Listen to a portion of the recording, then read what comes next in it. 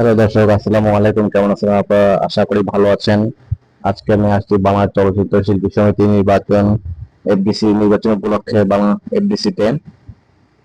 তো এফডিসি তে এসে দেখলাম যে এখানে হয়ে আছে।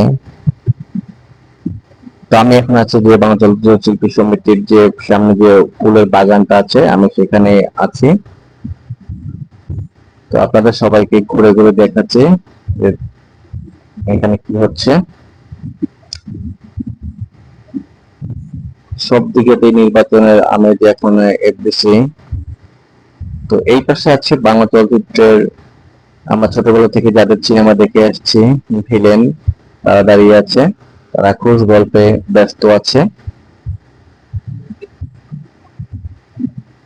সবাই এখন নির্বাচন উপলক্ষে একটা আনন্দমুখর পরিবেশের ভিতরে আছে।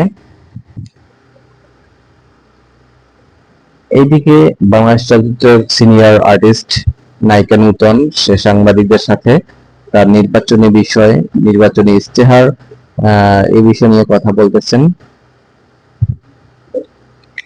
নির্বাচন সার্বিক পরিস্থিতি নিয়ে কথা বলতেছেন। নির্বাচনে জয়ী হলে তিনি কি কি করবেন সমিতির জন্য, শিল্পীদের জন্য, এই বিষয়ে সে এখানে কথা বলতেছেন।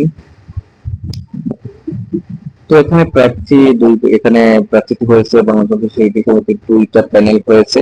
একটা হচ্ছে যে শিবা শানু ও জয় চৌধুরী, আর একটা হচ্ছে আরমান ও মুক্তি প্যানেল।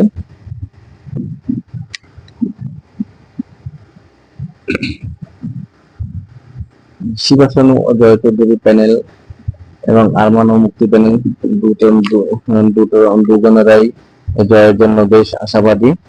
তারা চলচ্চিত্রের বা উন্নয়নের জন্য বেশ কাজ করবে, এরকমই তারা বলেছেন সাংবাদিকদের। যে তারা চলচ্চিত্রের উন্নয়নের জন্য যা যা করা দরকার নির্বাচিত হলে তা সবই করবে। তো এখানে আছে কারা কারা নির্বাচন দাঁড়িয়েছে, তাদের একটা পূর্ণাঙ্গ লিস্ট